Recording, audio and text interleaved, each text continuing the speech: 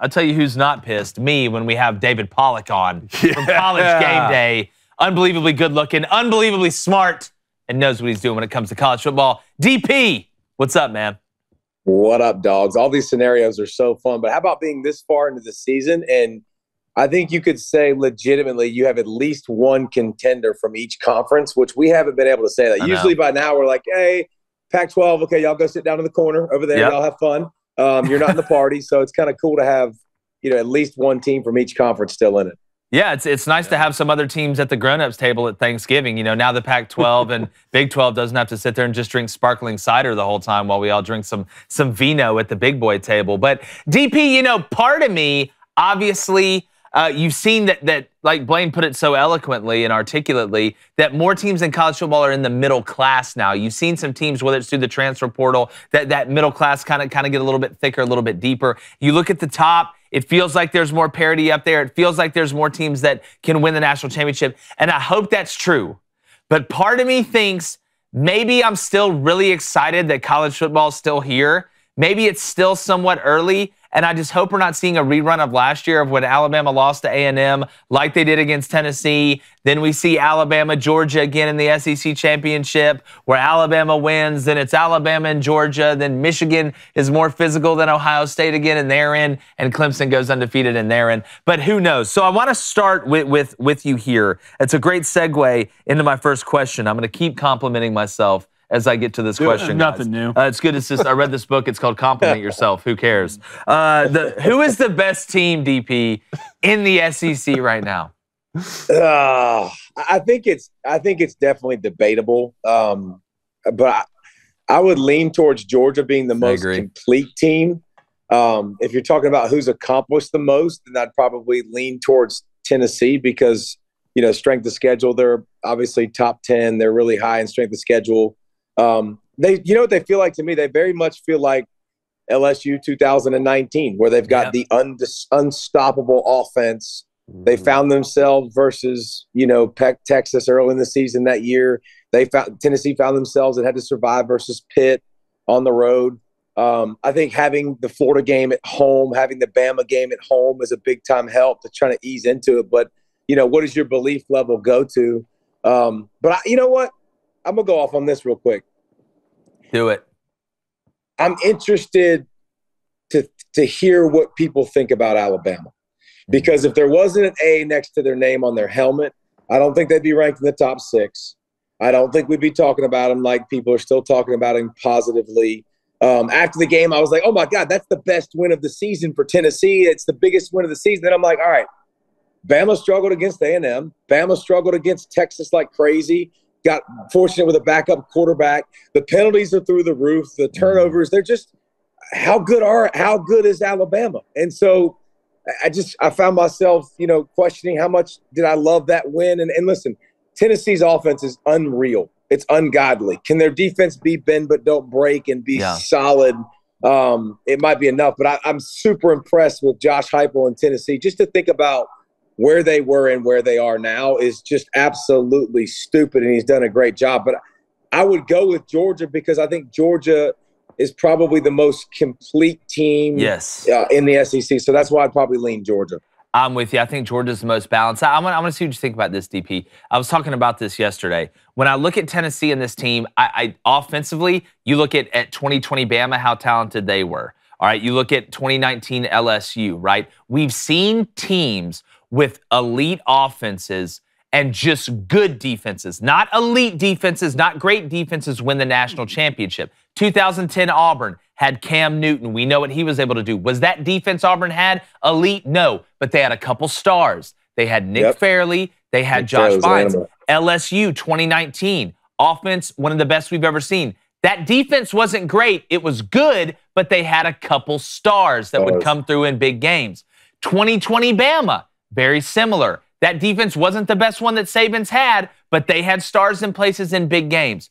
Does Tennessee have those couple stars that in those big games at the end that you have to win, or maybe those 1 or 2 games left where the offense isn't clicking at full rate like we know they don't in baseball and basketball and football? Do they have those stars, a couple of them that can step up in those games that Tennessee has to have? Or is Tennessee more out of the vein of Oklahoma with Baker Mayfield? Can score a lot of points, but does not have the stars to be able to stop anybody with an elite offense? That's my last question in Tennessee, and I think that's what we may find out against Georgia. Your thoughts? Well, Byron Young is a star. If you watch number 6 and you pay attention to college football, the dude's all over the place.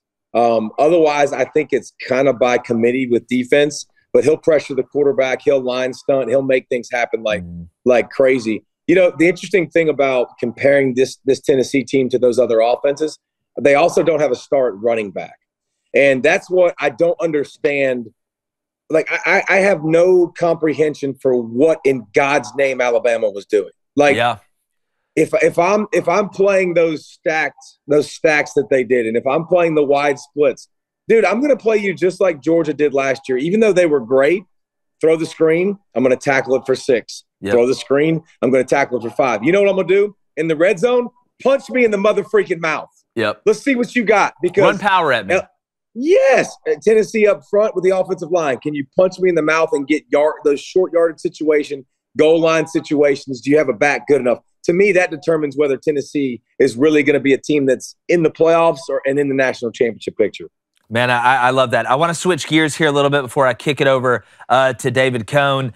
Shout out Sarah Fuller. UCLA or Oregon? This week, when I look at UCLA, Pollack, I see a team that is different than any UCLA team that I've seen. They are playing a physical brand of football. I want to credit Zach Charbonnet a little bit for coming over there, and it seems like he brought a little bit of that mindset. DTR has grown up in front of our eyes, but those guys get after you up front, unlike I've seen a Chip Kelly team. They're not a finesse teams like some of the ones he had at Oregon. Then Oregon changed their mindset a little bit when Cristobal came in. Now you see Dan Lanning trying to continue that physical mindset. But UCLA this year, to me, is very similar to what Utah has done in that conference. But when you look at the Big 12 and you watch the way that Oklahoma State and Baylor kind of flipped their identity and became the physical teams in a conference that wasn't known for physicality, I know Oregon got boat raced by Georgia week 1. I take that with a grain of salt. It was the first week. Georgia's unbelievably talented. UCLA is not Georgia. But I do question Oregon's physicality a little bit up front. And UCLA wants to lean on you. And Chip is smart enough and he's malleable enough to know that just because my system isn't what it used to be doesn't mean it can't be just as effective. I think they lean on Charbonnet and crew. I love UCLA this year. I don't know if they're going to go undefeated, but I love them kind of changing their brand and their identity a little bit to want to punch you in the mouth.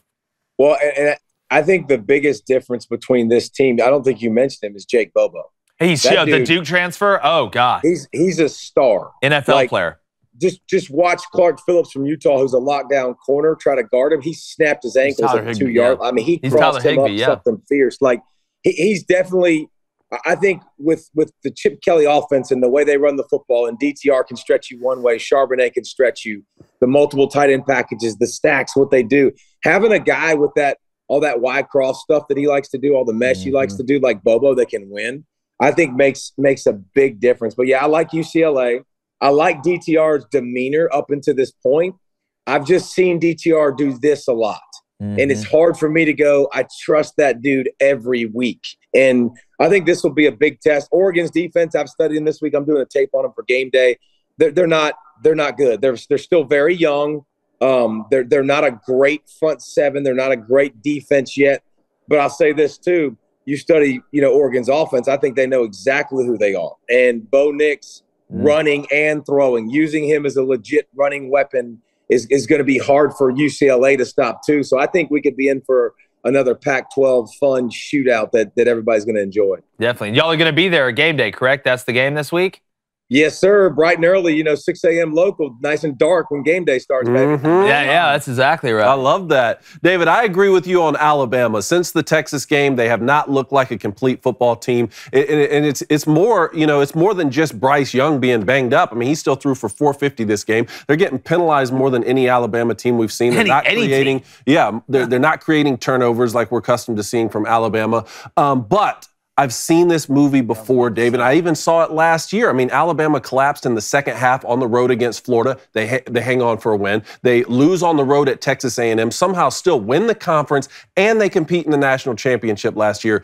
Do you think Alabama finds a way, David, to make the college football playoff? You called it last year. Wait a minute. So you've seen Alabama give up 500 points like they did last week? You've seen them give up over 50? Because it hasn't happened since like 1906. I've seen Nick Saban win 5 of his 7 national championships with having 1 loss. And to this point right now, they only have 1 loss.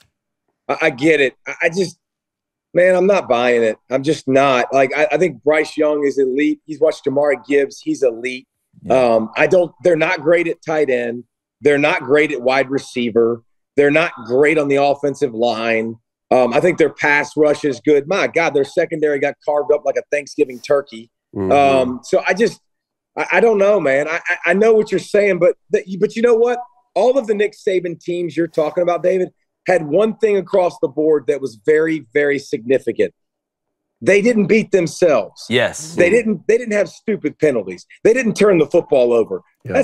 This team does that too consistently. I mean, you talk about 32 penalties between Texas and this past week in Tennessee. Like, it's mind-blowing. The special teams has been bad. Like, I know kicking has been consistently bad. Will Reichard fell off the edge of the planet. Like, yeah, he did. I'm not buying that they're going to put, they're going to put now the rest of the season, because what it's going to take for Bama to get in the to playoffs and to win it, they have to win out. Yes. We know that. So am I buying Alabama to win out the rest of the season? I'm not. I'm with him there. And I'll say, Pollack, I've been let down by the pass rush for Alabama. I mean, it's been good, but it's not been what we thought. And look, I know Will Anderson's getting doubled more than a cheeseburger from McDonald's, but I mean, at some point, then Dallas Turner should be balling. And I'm not talking about just picking up balls that are left on the ground and running into the end zone.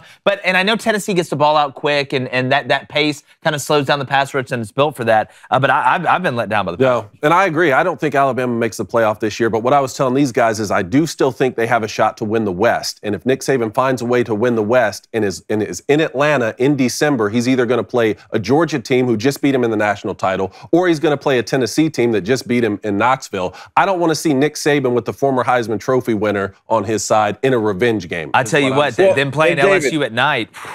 David, I think important thing to say about that this year versus past years too is Auburn ain't any good. Yep. LSU's up and down. They're okay. Ole Miss is the next best team in the conference. Mississippi State, like, it ain't like the SEC West is murderer's row like it used to be, and I know they have to be great down the stretch. So I will give you that. Like, the conference isn't near as strong, I don't think, as it's been in the past. Yeah. Quickly on the Big Ten here. The Buckeyes were off last week, but they've been drumming everybody. They haven't gotten a lot of challenges, kind of like we were talking about Michigan's schedule early in the season. But Michigan had a nice win over Penn State. They rushed for 416. Do you think the Wolverines and the Buckeyes will meet undefeated on November 26th? I think there's 2 big obstacles, and it's both the week before they play. Yep. Ohio State plays Maryland the week before at Maryland. Mm-hmm. Again, so I'm thinking about Michigan. I'm thinking about the Big Ten championship. I'm thinking about playoffs. Maryland can score. I think Tungavaloa will be back, maybe by that time. He might miss this week, but he'll be back. So that could be a test, a small test for Ohio State. And then Michigan's got Illinois. And if you're not watching Illinois, guys. Oh, I know. Here's what Bielema did, guys. He went to the Patriots with Bill Belichick for 2 years. And he took the defensive playbook and he took it right to Illinois. He took it right to Champaign, bro. They run cover 1 70% of the time. They're going to stack the box against Michigan. What do you have to do with Michigan? You better stop the run. You better make McCarthy make plays down the field. We haven't seen him do a ton of that. He did it in the Penn State game a couple of times. He's going to have to continue to evolve. David, I need to find receivers too. Bell, I trust. Who else on the outside Roman will Wilson. Step up? I think Roman Wilson can step up, but we need to get him the ball behind the line of scrimmage more because J.J. McCarthy's still overthrowing some of these deep passes. Yeah, but so I think those 2 games are the biggest chances.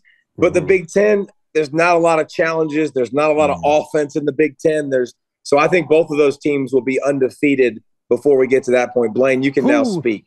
Okay, thank you, David. I was just waiting for your confirmation on that. And the first thing I'll say this, it's like, we need to tread carefully going down the road of doubting Alabama. I get it. This is not your run-of-the-mill Bama team. It just looks different, but there's still one guy who walks around pissed off on that sideline with a headset on, and that's Nick Saban, okay? Well, and they still have Bryce Young at quarterback, who is the best quarterback, in my opinion, in college football. The only reason, Bryce was outplaying the Alabama players. on that game. Like, Alabama players were dropping balls. Jahmyr Gibbs dropped that angle pass on that last. If Jahmyr Gibbs catches that ball, they score a touchdown. Well, if some bucks were candy and nuts, that's why the Merry Christmas. I know, I get it. But still, it's Alabama. All right, so I'm saying they're going to win the West. You think so? Oh, they're going to win the West? It's a lock. I know they're going to win the West. They're going to go beat Ole Miss and LSU on the road? Yes. Oh, let's what is the LSU, some juggernaut this year? If Jane Daniels just learned to throw the ball down the field which is the scariest thing that could ever happen to anybody that's playing LSU. Okay, you go play at Ole Miss, we'll make a bet on it. I bet you Alabama loses either at Ole Miss or at LSU. I bet you they drop one of those games. That's fine. We'll put 100. This is what I do every day, David. Right now. Yeah, that's stop by every day. Yeah, I love that. We'll put 100 on it right now. I mean, you're doing. Blaine, yes. Blaine, the only reason what you're saying is I'm going to buy just a smidge of is because Bryce Young is the freaking dude. The truth. And if you watched him in that game, I have a lot of people. People got pissed at me on Twitter like I give a rat's ace, first of all. But people got pissed at me when I said, by far the best player on the field was Bryce Young. Yeah. Hands down. Hendon Hooker's awesome. The offense is awesome. What they did was amazing.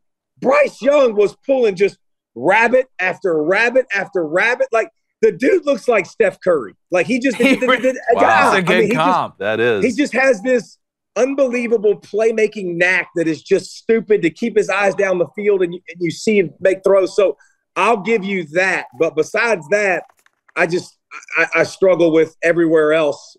I mean, Gibbs is a freak show too. Starting NFL running back. I mean, I give you that, but. I'm just he's the closest thing to Kamara we've seen. What surprises me the most is just they don't have the impact player receiver. Well, they're not getting all the calls either. And Bama's not getting away with holding like they used to. No. And look, I'm not saying that they cheated to win any national championship. I'm not saying that. But Bama used to hold more than a Swiss bank account now, and they'd get away with it. They're getting penalized now a little bit on it. I think that's something we need to take notice of. Okay, let's go real quick. Booster Club here. Texas Ed, Dave, he wants to know, is the Big 12 more likely to dissolve into chaos than getting somebody into the playoff? I think so, because I think there's so many quality teams in the Big 12. I think it's the most competitive league top to bottom. And here's another thing too. And people hated this when I said this the other day. If Texas had a quarterback that was healthy the whole season, they'd be undefeated. I don't think that's crazy. One in the Big 12. If you look at Quinn Ewers and the way he's played football, dude, that dude is money. Yeah. Bijan Robinson is money. Roshan Johnson comes in the game. He can run the football. By the way, Worthy on the outside is an absolute freaky Friday with speed. So, I mean, they've got a player at every level that can destroy you. But I'll be interested to see Texas down the stretch. And here's one thing to throw out there. If Texas runs the table, wins the Big 12, hear me out.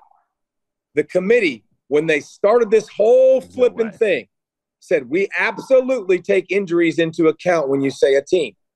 Big 12 champ, lost without their starting quarterback twice, was dominating Alabama with their starting quarterback in there. Do you look at Texas and go, maybe they're a team that deserves to be in the college football playoff? How they finish will go a long way in determining that. But that is a stipulation that was inserted by the committee to start when they started this whole playoff thing. Yeah. Do you think, though, with 2 losses, though, it almost eliminates you if it was 1 loss and you're on the outside looking in?